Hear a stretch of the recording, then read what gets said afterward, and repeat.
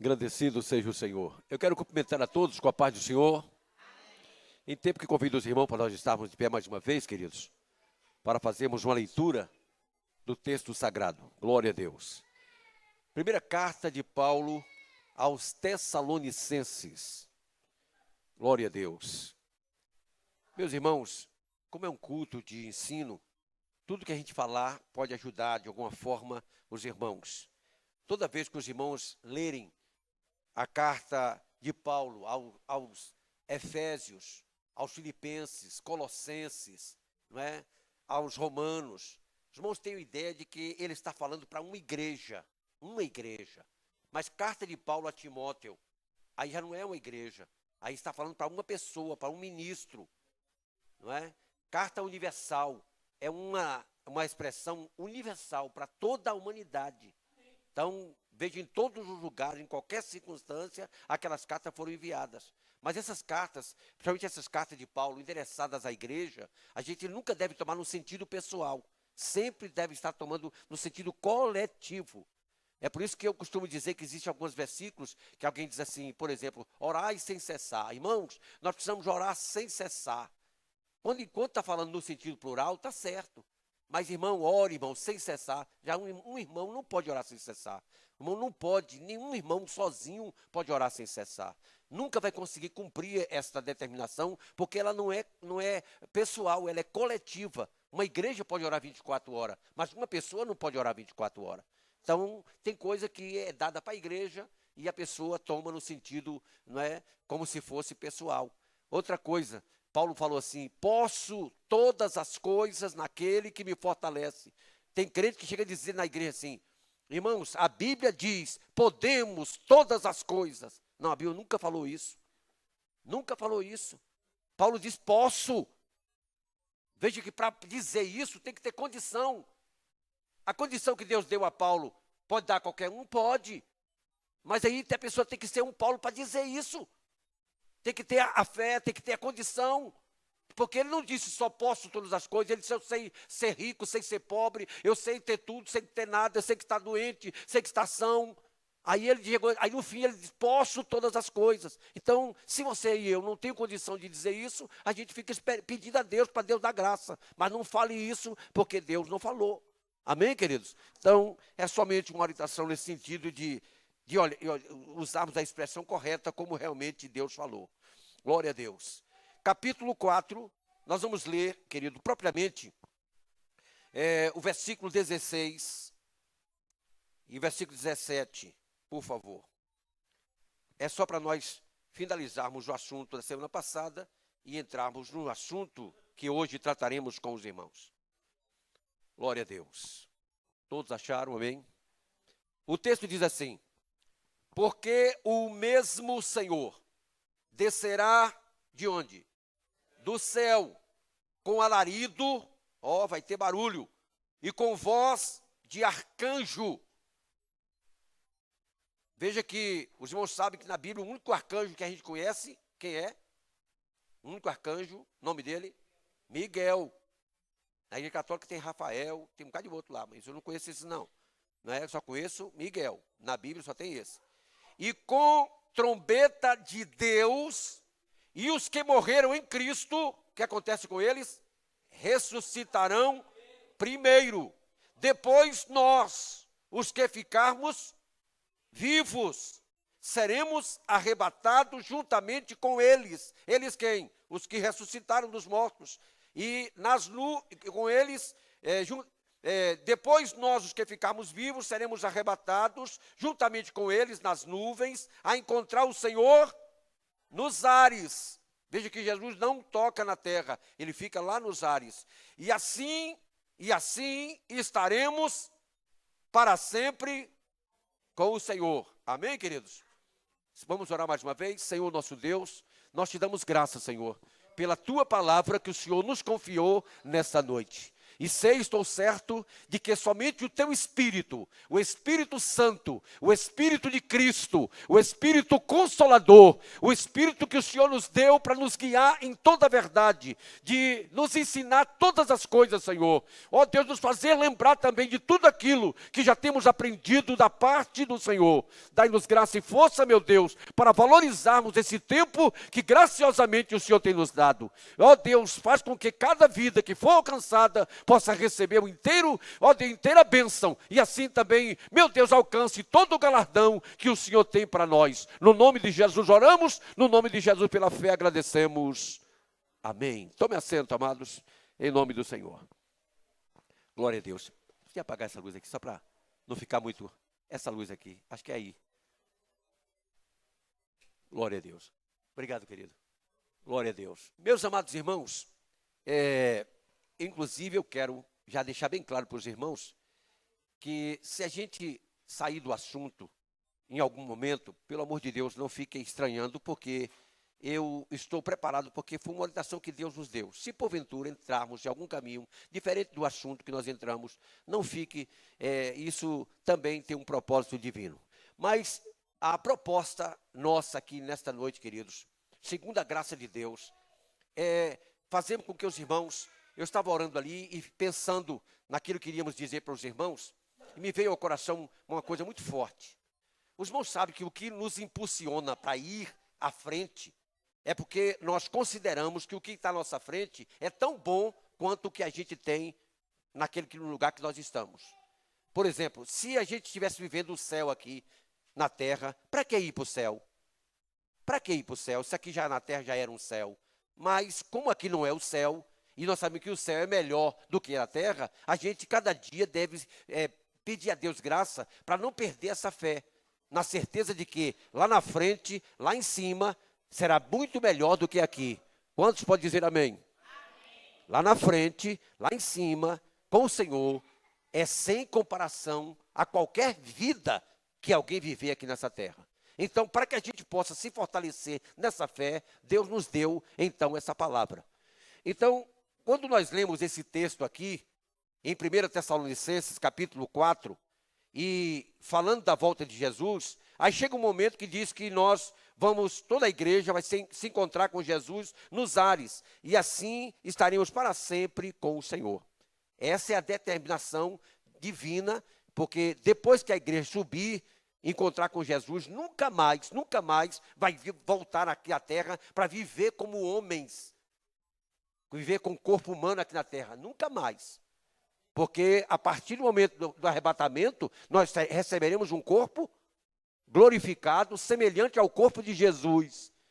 Porque aí nós vamos voltar com Jesus para reinar nesse mundo, que é um assunto que nós vamos tratar na frente. Porém, nós vamos, quando formos arrebatados, nós vamos passar no céu, primeiramente, 7 anos. 7 anos.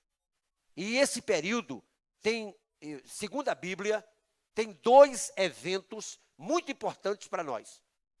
Qual o propósito de Deus nos levar agora para o céu? Ele vai nos levar para um tribunal. Alguém não fique com medo, ninguém nem se assuste, porque esse tribunal não é para condenação, não é. Esse tribunal antes tem um outro, é um propósito bem diferente de condenação. Porém, é um tribunal. Num tribunal, geralmente alguém é condenado e outro é absolvido. Um é condenado e aquele que foi condenado recebeu a justa condenação devido a algo que fez. E quem foi inocentado porque as provas dizem que aquela pessoa não merecia a acusação que foi feita. Aqui nesse tribunal, alguém vai sair muito alegre e outro mesmo alegre, mas não tão alegre como realmente poderia estar. Então é uma alegria menor. Um vai ter uma alegria maior e o outro uma alegria menor. Vou abrir um parênteses aqui para fazer uma correção. A semana passada eu cometi um erro grave, teologicamente falando. E ninguém me falou. Eu chegando em casa, aquele abençoado ali mandou para mim a mensagem gravada e eu fui ouvir. Quando eu estava ouvindo, de repente me vi falando assim: irmãos, nós somos antitribulacionistas. Não sei se alguém se lembra. Antitribulacionista. Quando eu falei isso, eu falei no entendimento de que estava falando que nós entendemos que o arrebatamento será antes da tribulação. Mas teologicamente não é antitribulacionista. Teologicamente é pré-tribulacionista. Porque tem o médio tribulacionista e o pós-tribulacionista. Médio é aquele que crê que Jesus vem na metade da tribulação. Pós é aquele que crê que Jesus vai vir depois da grande tribulação. E o pré-tribulacionista, que somos nós, é aqueles que creem que Jesus vem antes da tribulação. Então eu estou fazendo essa correção, porque teologicamente não estava correto. Anti significa contra. É como anticristo, é contra Cristo, não é? Que não é Cristo, que não é o verdadeiro Cristo. Ele antes é o contrário de Cristo. Então nós não somos contra a tribulação. Então eu estou fazendo uma correção da tribulação. Me perdoe, foi um lapso da nossa parte, né, não sei como foi, que acabamos nos levando a esse erro. Mas, como eu ia dizendo agora, fechando o parênteses, eu quero voltar para esse assunto, eu disse aos irmãos que nós vamos passar 7 anos no céu. Nesse período, tem 2 grandes eventos, 2 grandes propósitos. Quem sabe quais são esses 2 grandes propósitos? Primeiro, o que eu falei, é o tribunal de Cristo. E o segundo, quem sabe, é as bodas, o casamento de Cristo com a igreja, como é que chama? Bodas do Cordeiro. Então, essas 2 coisas, nesse período de 7 anos, vai acontecer. Primeiro, o tribunal de Cristo. E depois, as bodas do Cordeiro. O casamento entre Cristo e a sua igreja. Esses 2 eventos vão acontecer no período que, enquanto aqui embaixo está tendo a grande tribulação, lá no céu, a festa é grande. Amém, querido? Mas eu pergunto a vocês, quem é que vai estar lá, em nome de Jesus, além de mim? Amém, em nome de Jesus, Deus te abençoe. Nunca perca essa fé, irmão. Você vai estar lá, porque Jesus te chamou. Jesus disse, vou preparar lugar. E se eu for e preparar lugar, virei outra e vos levarei para mim mesmo. Então ele prometeu isso a nós. E logo, logo vamos estar com ele. Então, meus amados irmãos, nós vamos aqui... Aí eu citei justamente, vamos ver, agora olha só, o que acontecerá logo após o encontro entre Jesus e a sua igreja nas nuvens? O que vai acontecer? Pode passar. Porque todos devemos comparecer, segundo Coríntios 5:10, é o versículo aí. Porque todos devemos comparecer ante o tribunal de Cristo. Perante, é presente, na presença do tribunal de Cristo, para que cada um receba. Opa, quem está entendendo? Para que cada um, quando fala cada um receba, está falando que isso é uma bênção individual, pessoal. E tem um versículo que hoje, nós vamos compreender melhor do que talvez nunca compreendemos. Olha só, preste minha atenção.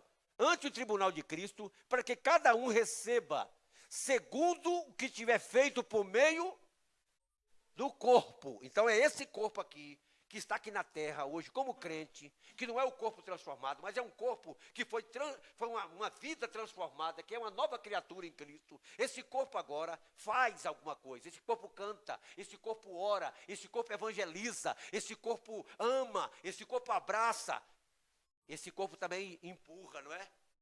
Briga, tudo isso aí. Esse corpo faz muita coisa, não só coisa boa. Então, tudo que a pessoa fizer, quando eu falo briga, eu estou dizendo porque existe contenda. Na Bíblia você vai encontrar uma grande contenda entre Paulo e Barnabé. E foi uma contenda tal que os dois se apartaram um do outro. E os dois estão no céu. Então é uma contenda não para um ficar com ódio do outro. É apenas posicionamento diferente. É por isso que você vê tantas denominações. Não deveria ter tantas denominações, devia ter só uma. Porque só existe uma igreja. Mas por que tem 2 denominações? É porque os homens não concordam com o outro. Um acha que é de uma maneira, o outro acha que é de outra. Aí quem concorda com aqueles que acham que é dessa maneira, vai para um lado. O outro que acha que é dessa maneira, vai para outro. Paulo e Barnabé contenderam por causa de quê? Quem lembra? Eles contenderam por causa de um crente. Porque Marcos era sobrinho de Barnabé. E Barnabé queria que Marcos fosse com ele. E Paulo disse, não, com Marcos eu não vou. Marcos eu não vou. Porque esse Marcos aí, na primeira viagem, ele desistiu na metade do caminho. Então ele não é um crente firme. Ele é um crente que desiste da batalha. Então eu não quero ir com ele. Barnabé disse, não, esse menino aqui é de ouro. Esse menino aqui é de ouro. Esse é meu sobrinho, eu conheço e eu só vou com ele. Aí Paulo disse, pois então eu não vou. Aí então ele falou, então nós vamos se apartar um do outro. Aí a Bíblia diz que Barnabé pegando Marcos foi para um lado e Paulo pegou Silas e foi para outro. Lá na frente a gente encontra Paulo dizendo assim, manda-me Marcos, porque me é muito útil ao ministério.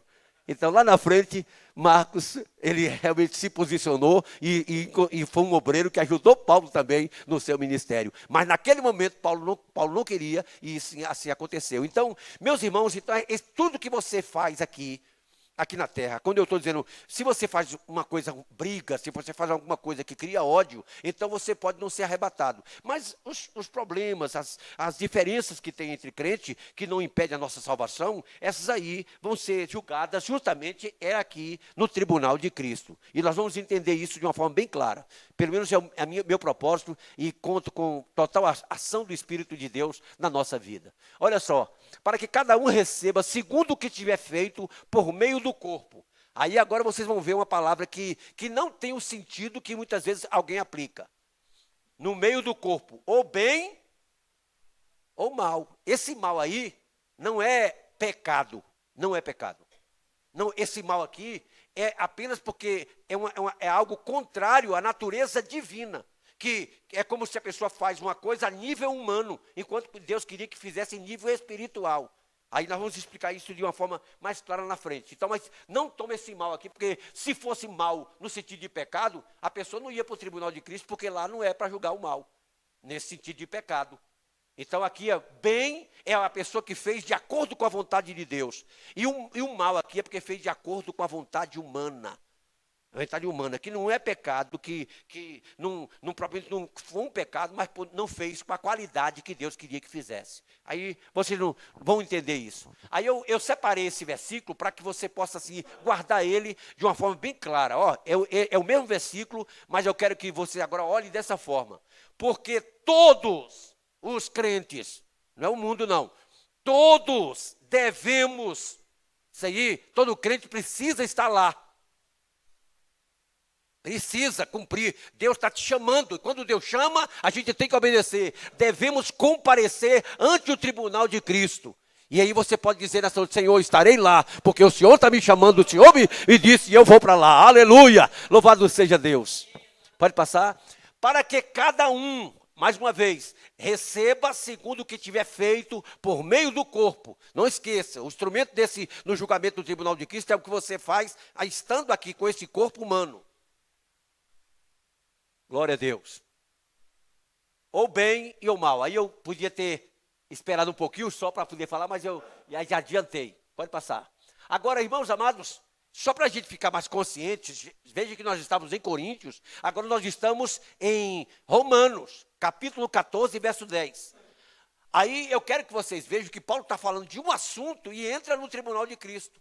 Para que a gente veja que esse assunto é o que acontece no meio dos crentes. Olha só. Mas tu, ele está falando com um crente, por que julgas a teu irmão? Quem é que não faz isso aqui? Levanta a mão, se tiver coragem. Que não julga.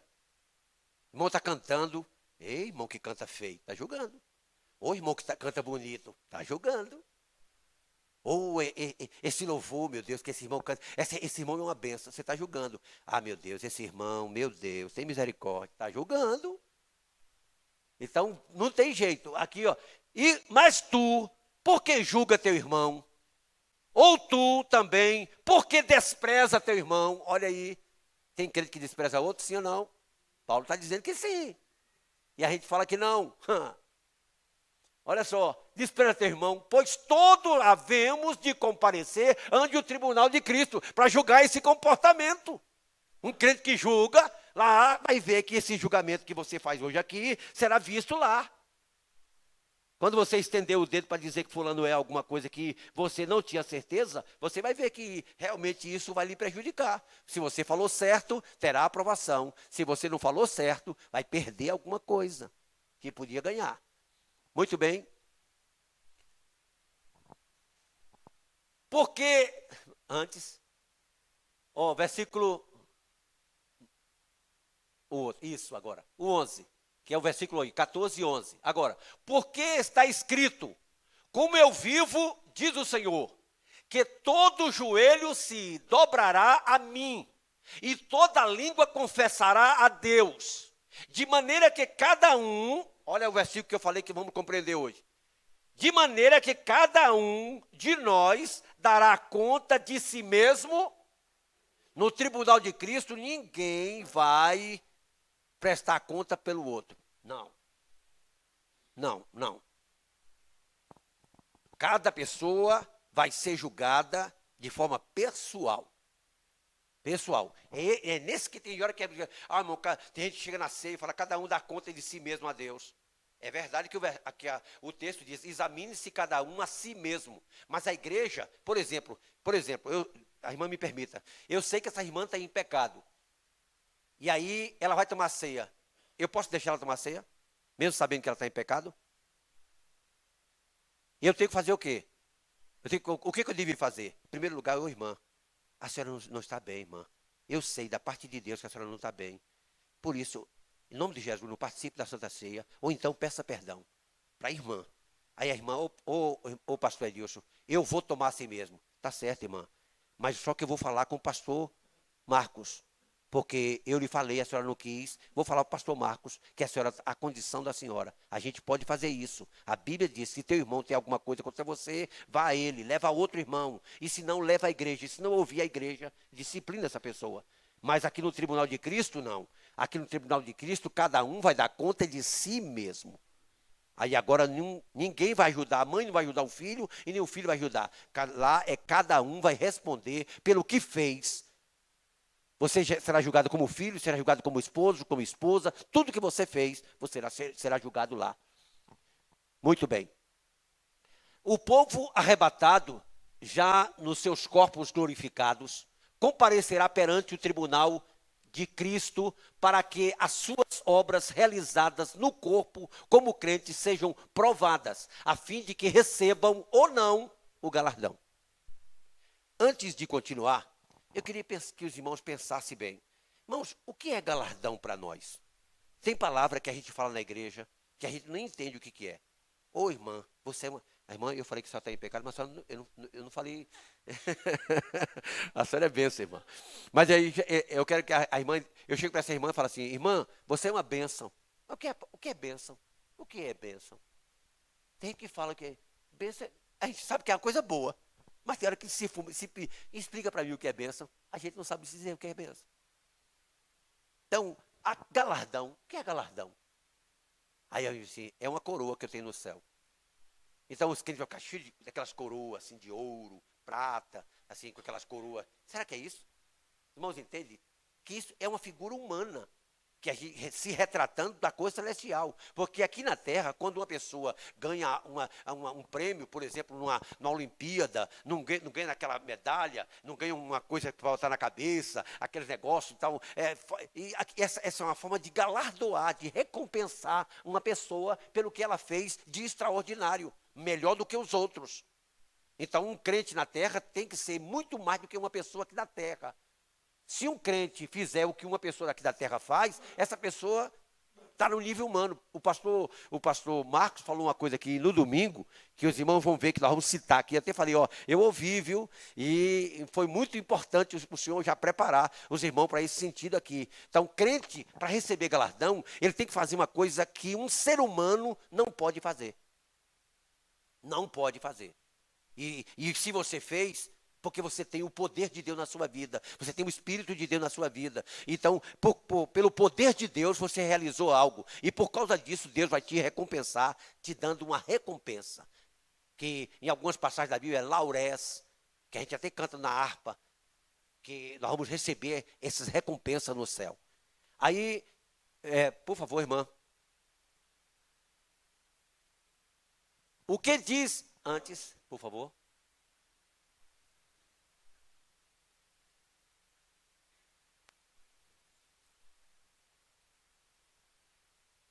Mais um pouco. Aí, isso. O que diz a palavra de Deus sobre o tribunal de Cristo? É uma pergunta que eu quis enfatizar mais uma vez, porque tem gente que pensa que o pastor está inventando isso aqui. Eu nunca vi isso na Bíblia, porque você muitas vezes nunca estudou a Bíblia sistematicamente, por assuntos, por assuntos. Porque depois que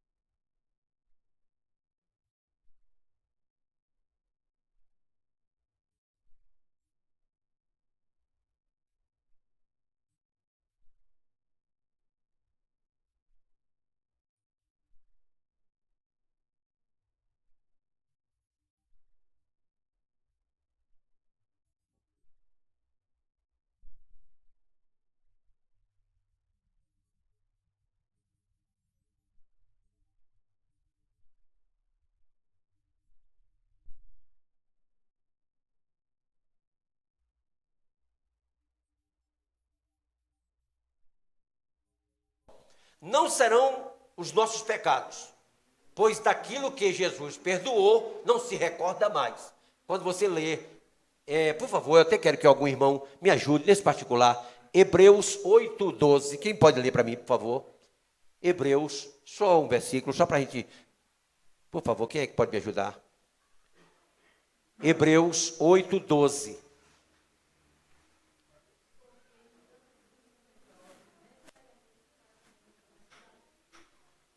Quem está lendo?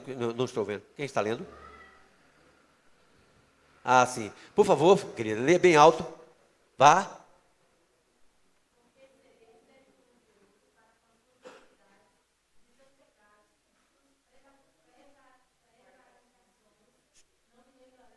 Pronto. Então, Deus, não, o que ele perdoou, ele lembra não? Não, Deus não lembra mais. Porque que quando Deus perdoa os pecados dos crentes, ele pega esse pecado e joga onde? Quem sabe? Pela Bíblia. No mar do esquecimento. Ainda bota uma plaquinha lá. Isso não está na Bíblia não, mas os pregadores falam que ele botou uma plaquinha lá. Proibido pescar. Se Deus perdoou, perdoou. Quando um crente chegar para você e disser, irmão, você agora é crente, mas você já fez isso e aquilo outro. Aí você fala, eu fiz mesmo, mas Deus me perdoou e diante dele essa dívida eu não tenho mais. Amém? O sangue de Jesus Cristo, seu Filho, nos purifica de todo o pecado. Então a gente não tem. Meu jovem, o que aconteceu aqui? Ajuda ali, socorre ali. Quando eu estava falando sobre o que será julgado lá. Isso, muito bem. Isso, o que será julgado.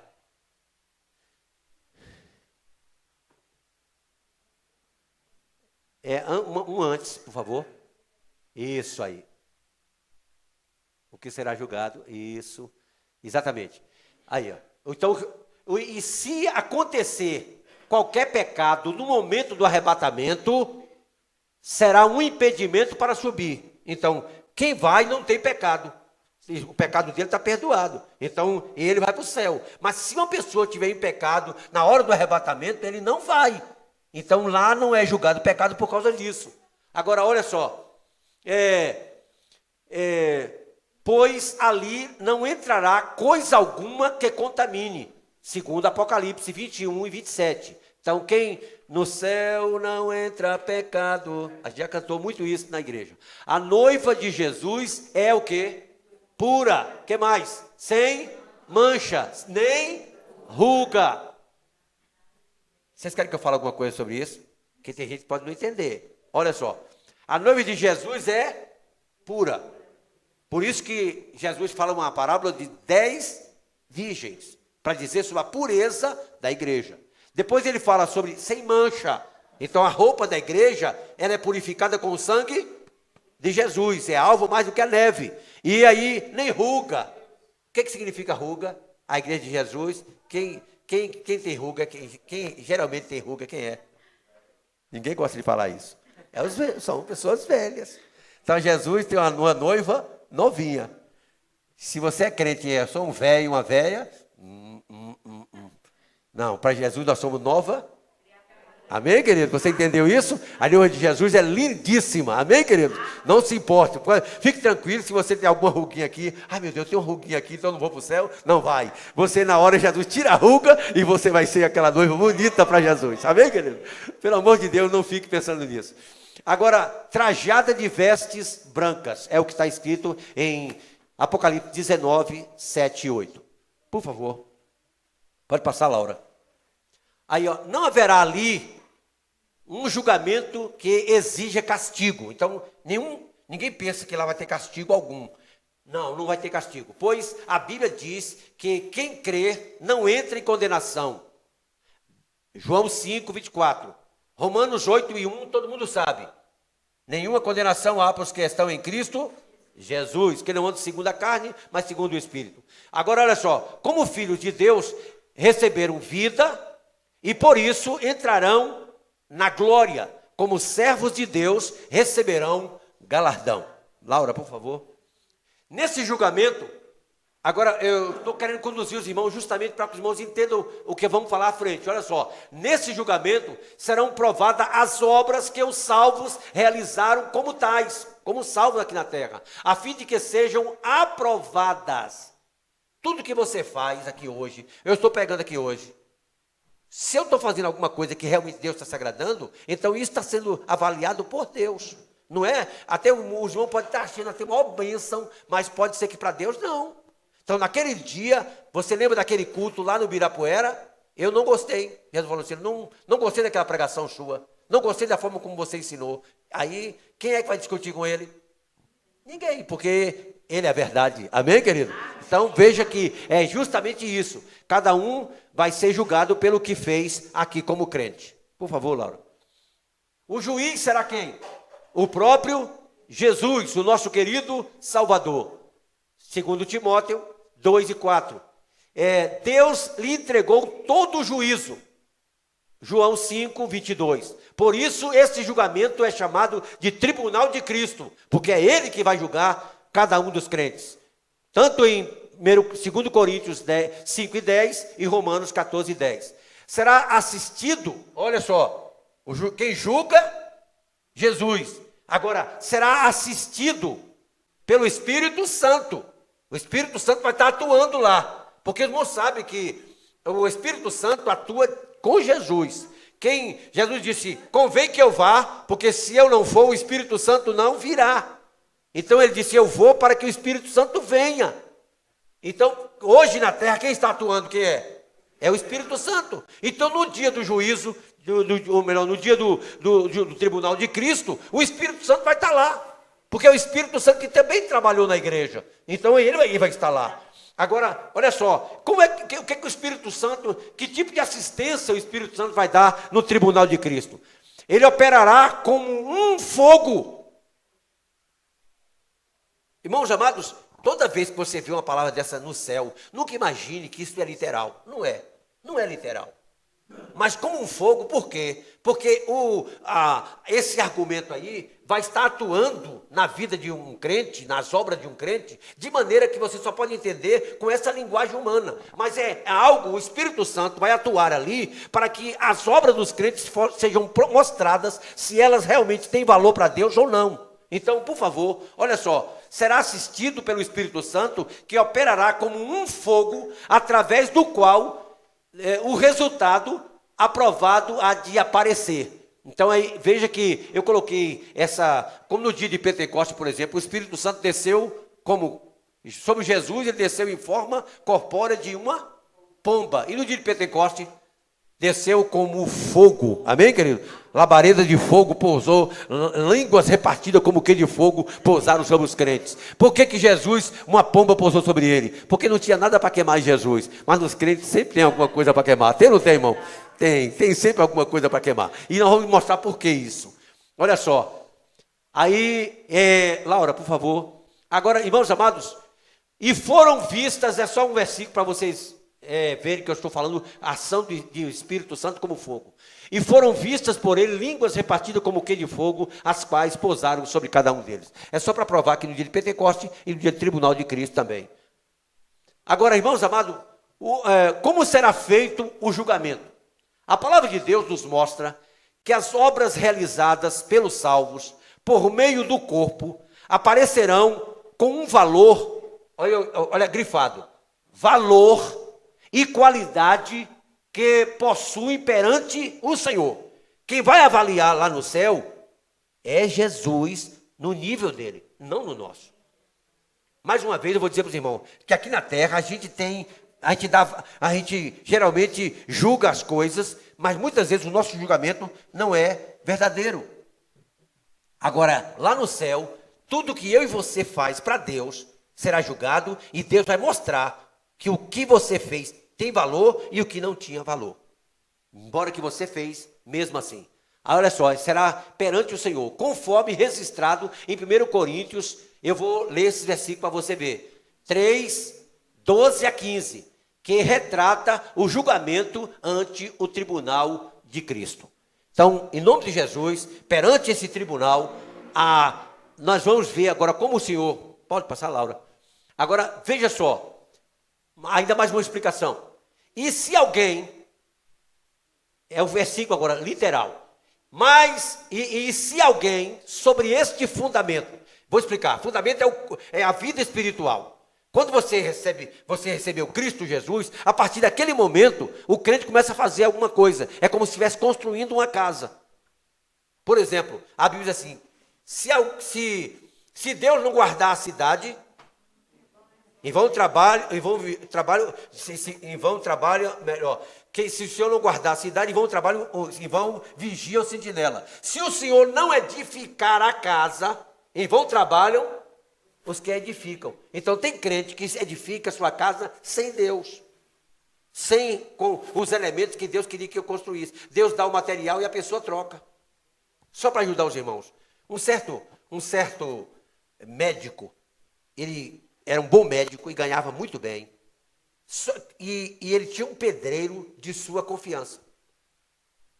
E esse pedreiro, ele era mestre de obra, tinha uma visão muito grande de construção. Então, o médico mandava fazer uma casa. E ele fazia aquela casa, caprichava, deixava a casa do jeito que o médico pedia. E aí, depois de se acontecer algum tempo, só que o médico era assim, com pouco tempo ele enjoava daquela casa, mandava fazer outra. E o pedreiro fazia.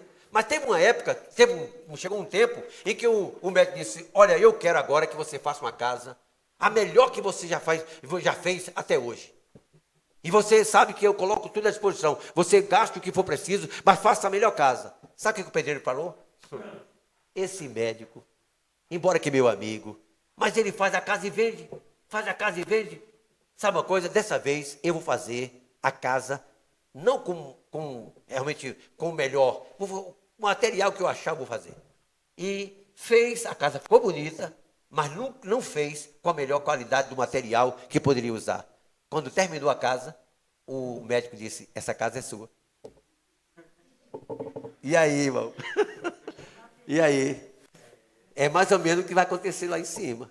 Deus te deu toda a condição de você se tornar um crente abençoado, uma canela de fogo, um homem cheio do poder de Deus, uma mulher cheia de Deus e tal. E tem hora que você não quer. Não, você é um crentinho do jeito que eu quero mesmo. Aí quando chegar nesse dia lá, tu vai sentir o mesmo que sentiu aquele pedreiro. Oh, meu Deus, eu podia ter feito com o melhor material e agora eu vou morar numa casa de segunda, quando eu podia morar numa casa de primeira. Deus te ajude que isso não aconteça com você e nem comigo. Agora, olha só, se alguém sobre este fundamento formar um edifício de ouro, prata, pedras preciosas, está vendo? Esse aqui é o quê? Melhor material. Mas uma casa toda de ouro, uma casa toda de prata, uma casa toda de pedras preciosas, porque segundo a Bíblia, Nova Jerusalém é como as ruas são de... Então Deus, quem é que vai achar a Nova Jerusalém feia? Ninguém, porque lá se faz do melhor material.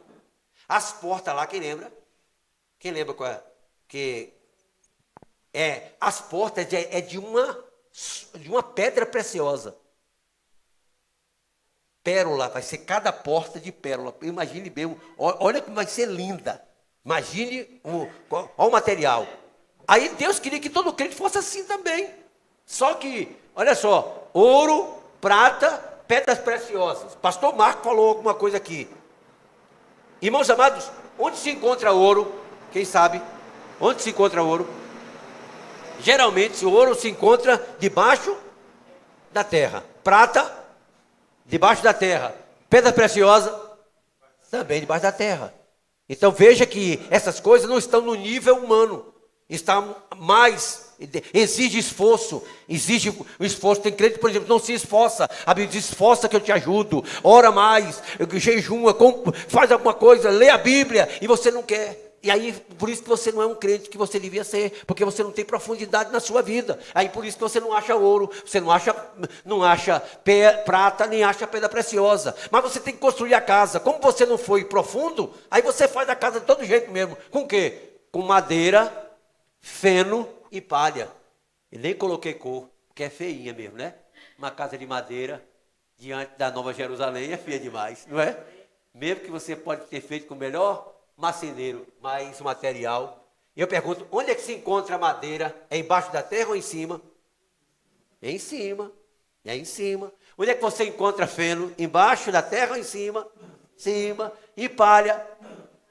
Então tem as coisas que o Marco falou aqui, superficiais e coisas profundas.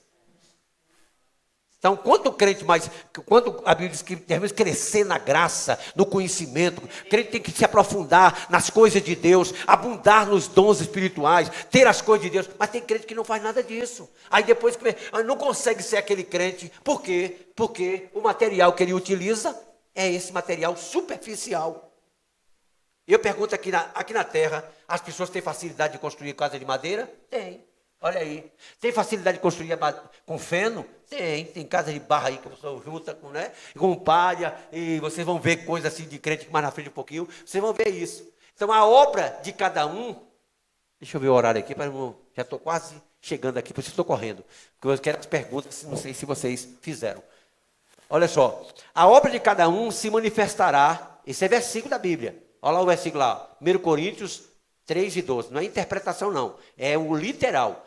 A obra de cada um se manifestará, na verdade, o dia a declarará, porque pelo fogo será descoberta, e o fogo provará qual seja a obra de cada um. Então, por isso que eu pergunto a vocês, esse material que você constrói a sua casa espiritual tem que resistir ao fogo. Se não resistir ao fogo, não vai ser bom para mim nem para você. Olha só. Se a obra que alguém, por favor, preste bem atenção nisso aqui. Se a obra que alguém edificou nessa parte permanecer, na hora da prova, passar na aprovação de Deus, o galardão é certo. Este receberá galardão. Agora, está aqui embaixo, mas eu vou ler para você. Vai ter bom ficar bem escondido, para que crente nenhum vai fazer isso aqui. Porque ele vai ficar só olhando para esse versículo de cá. Mas, se a obra de alguém se queimar, não resistiu, sofrerá, no céu, sofrerá detrimento. Pastor, pensei que no céu só ia ter alegria. Só vai ter alegria. Mas lá vai ter detrimento. Qual é o detrimento? O que significa detrimento no sentido espiritual? Detrimento é aquele sentimento. Eu poderia ter feito e não fiz. Aí o crente vai dizer isso. Ele não com tristeza, não é com tristeza não. Ele está no céu, está no gozo, está na felicidade. Mas ele diz assim, eu poderia estar melhor do que eu estou.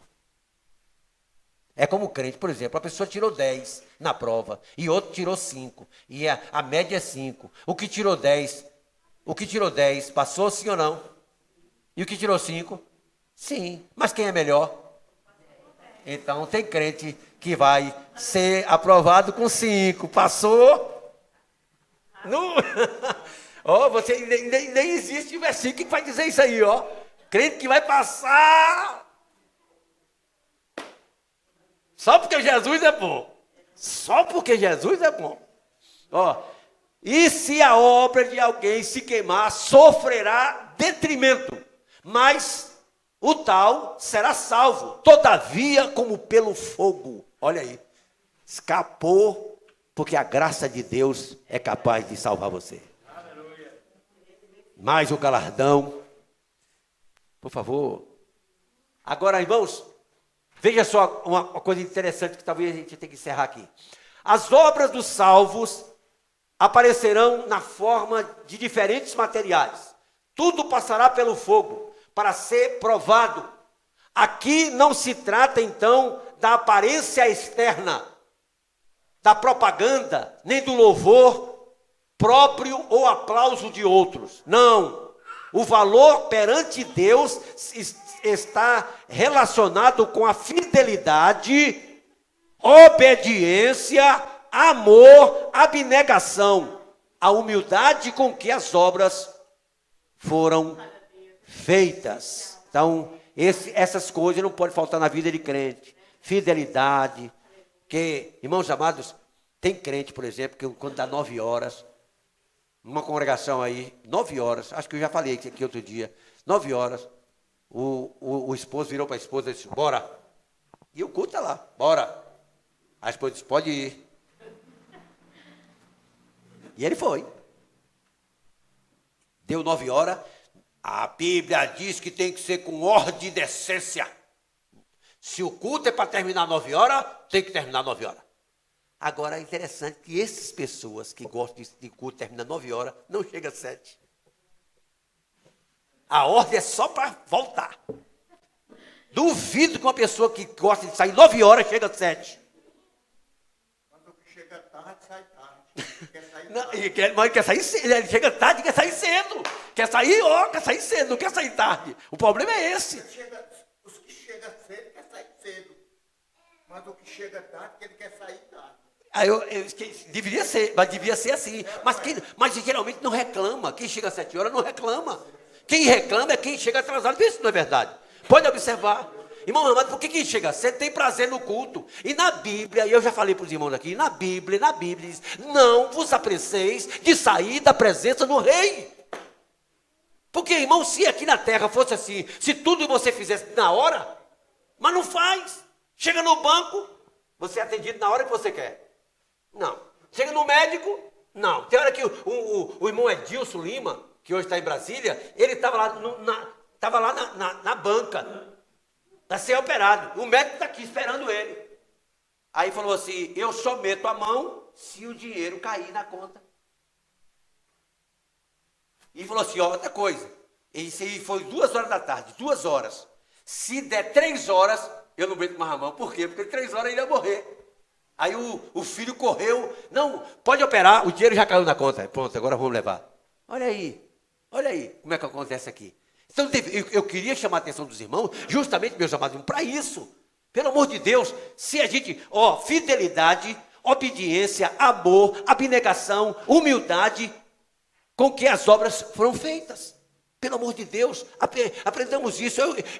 Eu sei, se você quer uma coisa honesta, tem que agir com honestidade, para que você não seja injusto, alguém não olhe para você e veja injustiça na sua vida. Por favor, Laura. Aqueles que aqui procuram a sua própria glória, já receberam o seu galardão. E nada sobra para aquele grande dia. Tem gente, irmão, que está fazendo coisa aqui. Ele chega aqui na igreja, ele faz para se aparecer. Um irmão terminou a pregação e depois, isso foi na sede. Aí chegou, ele cantou. Ele cantou um hino lá e tal. Aí que chegou, sentou perto de mim, me cutucou. E aí?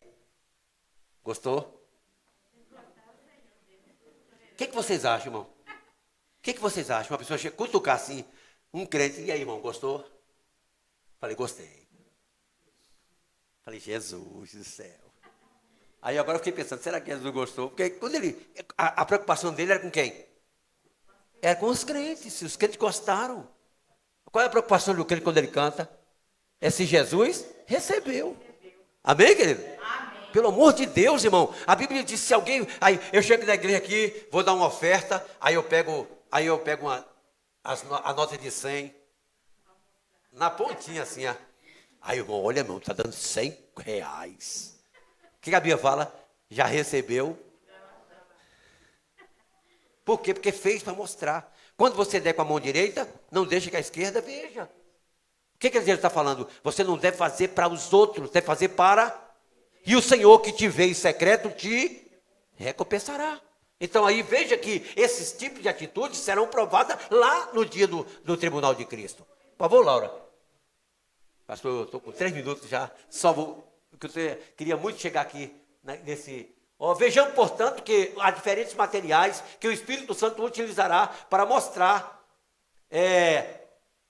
a maneira como o Senhor vê as obras dos crentes. Mais uma vez.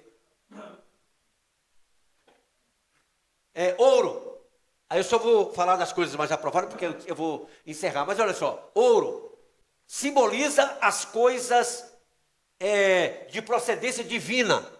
Então isso se relaciona a Deus. Tudo que você faz, a modelo de Deus. Pode passar? Prata, um pouco de ler. Prata, a modelo de Jesus. Por quê? Porque Jesus foi vendido por 30 moedas de prata. E prata fala de redenção. Então, ouro fala da glória de Deus, Pai. A prata fala da glória de Jesus, o Filho de Deus e a salvação. O que você faz, ide por todo mundo, você está ganhando ali prata para Deus. Depois, mais uma vez ainda, eu já estou falando aqui, volta um pouquinho, só para ver se eu, mais um, não, é prata mesmo. Então, pode passar para frente, isso, mais uma vez, simboliza as coisas pelos, aqui ó, é porque eu estou lendo sem ler aqui lá em cima, pedras preciosas, simbolizam o Espírito Santo dado como um adorno à sua noiva. As pedras preciosas falam da ação do Espírito Santo. Eu pergunto, na igreja, crente, ele é movido pelo Espírito Santo, sim ou não? Agora eu pergunto como? Primeiro, o crente que aceitou Jesus como Salvador, ele precisa ser batizado olha aí, com o Espírito Santo. Então, se alguém quiser, para no dia lá, precisa ser batizado com o Espírito Santo.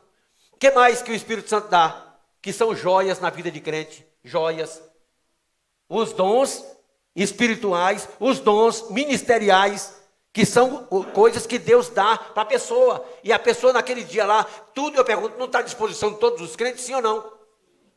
Os dons espirituais é restrito apenas a algumas pessoas? Não, qualquer crente pode pedir e Deus dá. A Bíblia manda pedir. Então veja que está relacionada à Trindade. O que você faz para a glória de Deus, o que você faz para a glória de Jesus e você faz para a glória do Espírito Santo, naquele dia vai receber no céu. Aí, pode passar, Laura, rapidamente? Agora, mais uma vez, aí simboliza a madeira, simboliza as coisas humanas. Porque a madeira cresce por si mesmas. Eu quero encerrar, nem vou falar da palha e do feno, mas eu queria só terminar isso aqui. Veja que agora, como eu falei para vocês, essa madeira resiste a fogo? Não resiste. O cara foi o crente tem a casa de madeira diante do Senhor. E aí, para todo mundo é uma casa, mas para Deus não é. Esse material não resiste. Porque pois não, querido?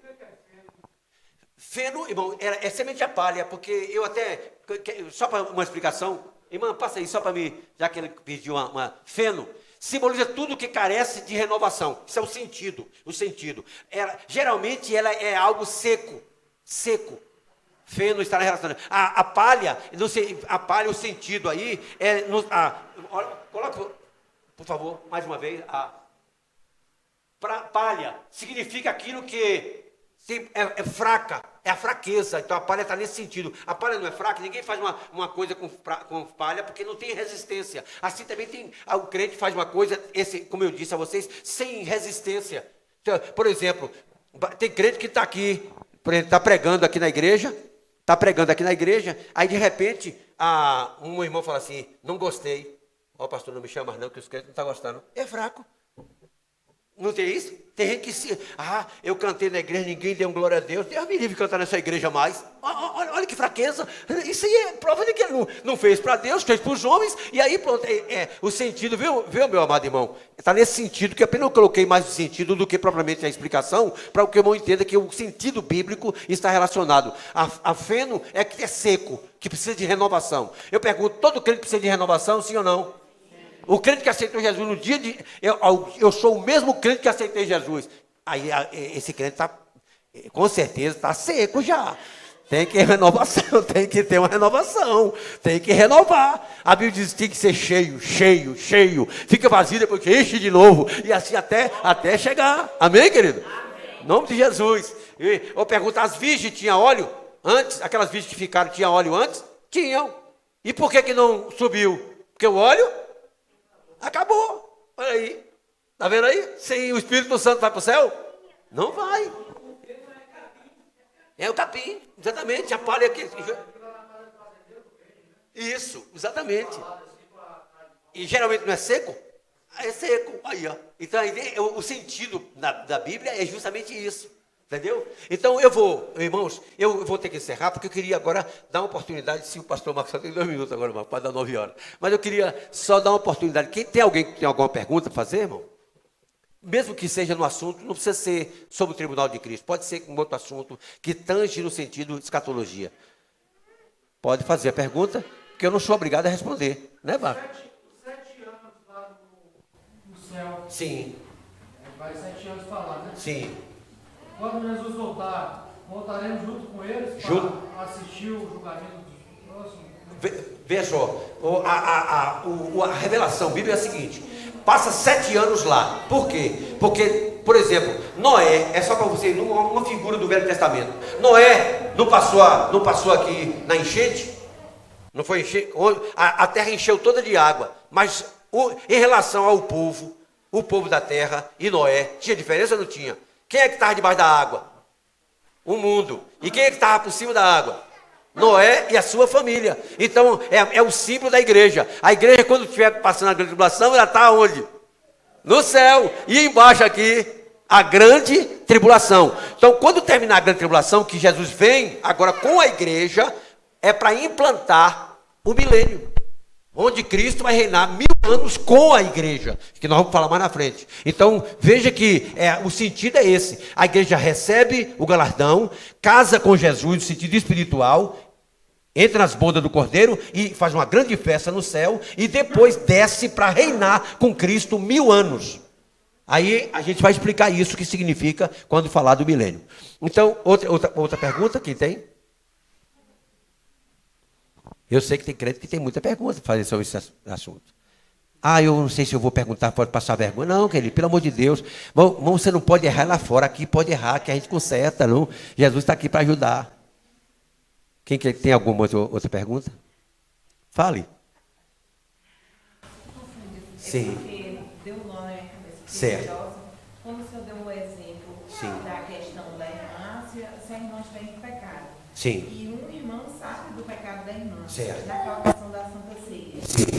Aí cabe, por exemplo, eu sei do pecado da irmã, cabe a mim falar, irmão, você não deve pecar? Sim. Não, entenda bem. Aí você está fazendo para ajudar. Por exemplo, eu vou explicar, assim, diretamente pela Bíblia.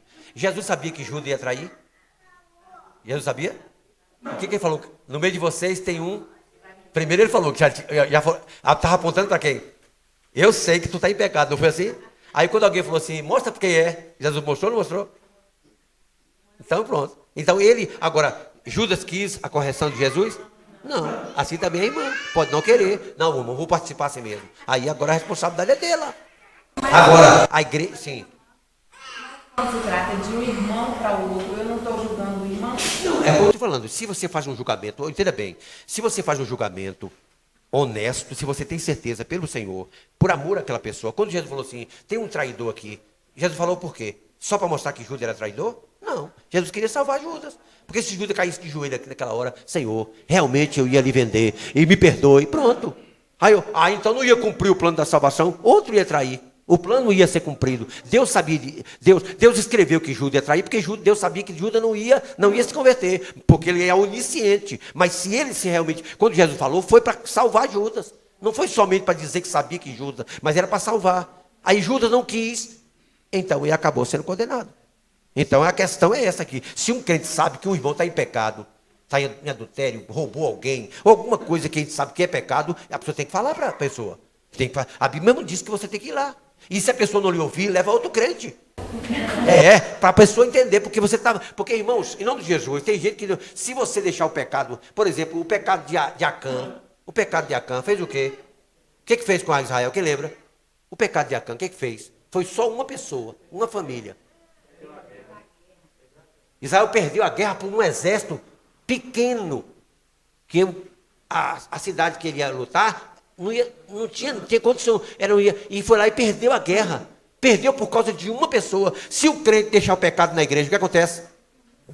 Se os crentes deixar o pecado na igreja, o que acontece? Vai entristecer o Espírito Santo, daqui a pouco o Espírito Santo não atua mais. O que o Senhor falou a respeito por exemplo, de Laodiceia? Pensas que és rico, não é? Mas não sabes que é o quê? Um miserável, pobre, cego e nu. Olha aí. Então, por que o pecado entrou? E na Laodiceia, Jesus estava onde? Dentro da igreja ou lá fora? Estava fora, porque eis que eu estou à porta e bato. Jesus estava fora, porque o pecado entrou, Jesus tem que sair. Porque não pode ficar pecado e Jesus no meio. Ou fica? Não. É como a coisa do crente. Se o crente pecar, Jesus continua no crente? Não, porque o pecado, a Bíblia diz que o pecado faz divisão entre a pessoa e Deus. Pecado, irmão. Então, falta é uma coisa, pecado é outra. Tem falta que é tolerada. Porque a pessoa pode corrigir dentro da igreja. É como, por exemplo, no hospital, tem doença que se é tratado, onde todo mundo pode entrar. Mas tem um lugar chamado isolamento. Isolamento é para quem? Para uma doença que é contagiosa. Então tem situação que a pessoa tem que ser excluída. Na igreja pega disciplina, quando é uma coisa que pode ser tratada. Mas quando é uma coisa que não pode, a igreja aceitar, aí tem que ser excluída a pessoa. A pessoa, a Bíblia se chama de jogar na mão do diabo. É assim, o sentido é esse. Ser botada para fora da igreja? Sim, excluída, ir para fora, a Bíblia entende como publicano e pecador. A pessoa não mais tem direito a ser membro daquela igreja devido ele não aceitar a correção da igreja. Porque a correção é para justamente evitar essa situação. Mas quando ele não quer, na Bíblia tem um exemplo desse? Tem. Em 1 Coríntios, o que aconteceu com um irmão lá da igreja? Quem lembra? Ele estava tendo relações com a madrasta, o pai vivo, e ele tendo relações dentro da igreja. O que Paulo falou? Junto eu com meu espírito para que seja jogado fora da igreja. Esse Nico, chamou de Nico. Como é que pode tolerar uma coisa dessa na igreja? E os irmãos estavam bem assim, Paulo mandou, exclui, joga para fora, para que o corpo sofra e o espírito seja salvo no dia do Senhor. Quer dizer que a pessoa podia voltar depois, que a pessoa é jogada lá fora, não significa que vai jogar no inferno. Joga no mundo para ele poder pagar pelo preço do pecado que ele cometeu. E depois ele volta. É o caso da sociedade. Quando a pessoa mata alguém na sociedade, o que faz? No Brasil, por exemplo, em outros lugares até mata. Mas no Brasil o que faz? Prende. E depois que a pessoa cumpriu a pena, o que faz? Solta para a pessoa reintegrar a sociedade. Mesmo que a sociedade não tenha esse coração para aceitar, mas a intenção é trazê-lo de volta para assim também na igreja. Na igreja, o mundo até aprendeu isso com a igreja, que é justamente essa questão de dar uma oportunidade ao infrator, de poder se corrigir. Então uma pessoa... Pois não, querida? É assim, para ver se eu entendi. No caso da pessoa, ela está em pecado, Sim. aí o pastor chama e fala com ela que ela está em pecado. Isso. E ela quer continuar daquele jeito. Então ela vai ser excluída, mas não quer dizer que ela não possa ter uma outra chance se ela se arrepender. Exatamente. Ela vai ser excluída, aí ela passa um tempo sofrendo aquela situação por fato de ter, aí depois reconhece o erro. Aí, como falei, na primeira carta, Paulo mandou excluir. Na segunda, mandou voltar para o irmão. Mandou trazer o irmão de novo. Então o irmão já estava convertido. Então, irmão, exclusão não é para jogar no inferno. Mas exclusão é para consertar o crente. É como o couro que o pai dá. Porque Deus é misericordioso. Exatamente. A Bíblia diz, quem confessa e deixa, confessar e deixar, alcança a misericórdia. Mas tem gente que nem confessa e nem quer deixar. Lembra que eu falei outro dia aqui? Eu falei que uma irmã na igreja, no dia da Santa Ceia, o pastor falou que tinha alguém ali que tinha cometido o pecado há tantos anos e que até então não tinha confessado o seu pecado. E aquela pessoa, se Jesus voltasse, não subiria. O que aconteceu? Ela sabia que era com ela e chegou de noite e falou para o marido. Falou, olha, antes de casar com você, eu me prostituí. E depois me casei com você e nunca confessei isso. Foi no período do noivado. E o marido, de há quase 20 anos, não perdoou. E a irmã hoje está sem o marido. Aí eu falei para ele, quando ele me contou isso, eu falei, uma coisa eu te digo, ela confessou, ela tinha deixado, mas não tinha confessado ainda. Por isso que ela sentia a dívida, que ela não tinha cumprido a palavra. Falei, mas eu te digo o seguinte, se Jesus voltar, ela sobe. Porque quem confessa, irmão, o marido não é obrigado a aceitar. Ele não tinha amor suficiente para perdoar. E nesse caso aí, ele disse, não, eu não aceito você me traiu, e eu então não. O caso de Maria não foi isso? Quando Maria falou para José que estava grávida, o que aconteceu com ele? Quem lembra? Ele não quis infamar, porque se ele dissesse assim para todo mundo assim, ó, Maria prostituiu, o que aconteceu com ela? Ela ia ser apedrejada. E ele, não querendo infamar, foi embora. Porque ele amava tanto Maria que não tinha coragem de denunciar.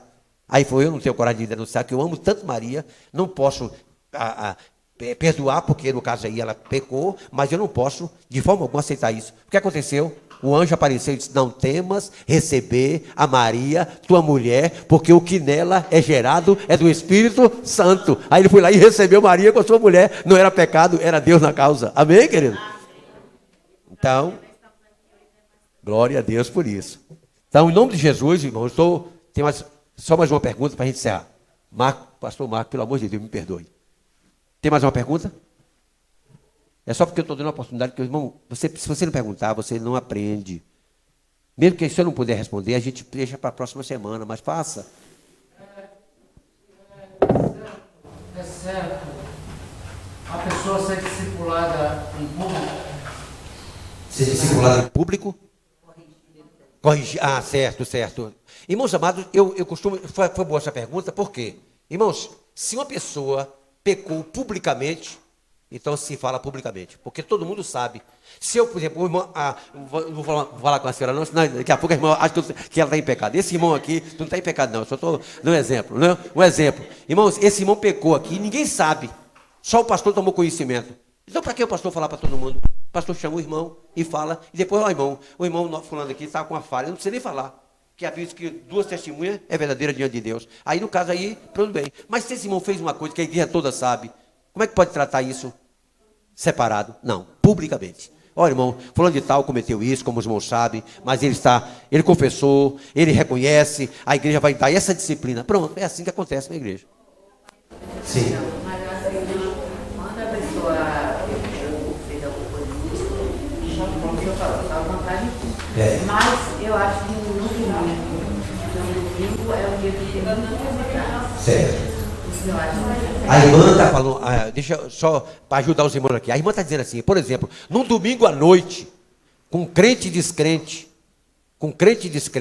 falando, pode falar isso? Eu vou dizer aos irmãos o seguinte, para a gente não dar um veredito aqui, tem situação, irmão, que não só os crentes sabem, os descrentes também sabem. Então os crentes deviam tomar conhecimento também, para saber que a igreja também tem essa. Por exemplo, no dia teve um crente que morreu dentro da igreja. Você lembra de um crente que foi disciplinado dentro da igreja e morreu? Quem lembra? Ananias. O culto estava no culto lá, daqui a pouco Ananias chegou. Pastor Pedro, dá licença. Pois não, Ananias. Ontem teve um culto. Gente, me perdoe, gente. É só rapidamente. Eu vou cortar. Ontem fez um culto aqui maravilhoso com Barnabé. E que Barnabé deu uma herança para a igreja. Hoje eu estou aqui dando uma oferta para a igreja. Na hora o Espírito Santo, quando a igreja quis pular para dar glória, Pedro disse, ninguém dá glória a Deus não. Ananias, porque encheu Satanás no teu coração para que mentisse ao Espírito Santo. Não mentisse a homem, mas a Deus. O que aconteceu com ele naquela hora? Bum, morreu. Ele tinha combinado com a esposa para mentir. Quando a esposa chegou, gente, vê se tem algum descrente. Ele não falou assim, não. Safira, minha filha, você vendeu a casa por quanto? Foi que. Pois é, tá vendo esses meninos aqui? Levaram teu marido para sepultar. Vai levar tu também. Bum. Morreu os dois, publicamente. Aí a bicha que caiu um temor tão grande, esse negócio lá na guerra dos crentes é perigoso. Se não andar direito, Deus abençoe.